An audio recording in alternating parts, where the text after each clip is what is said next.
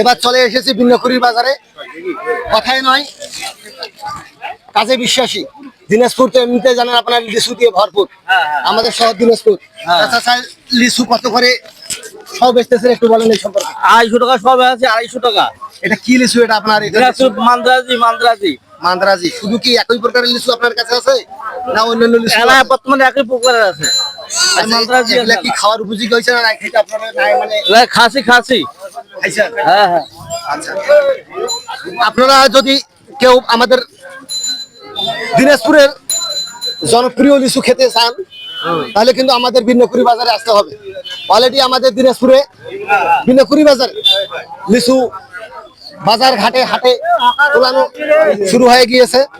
আপনারা আসবেন এবং এমন সুন্দর সুন্দর লিচু, এগুলো কি আপনি বাগান থেকে নিয়ে এসেছেন? তো বাগান থেকে নিয়ে এসেছি বাগান। একবারে চাচার সঙ্গে যোগাযোগ করবেন, সরাসরি বাগান থেকে লিচু আনে এবং সুলভ মূল্যে এখানে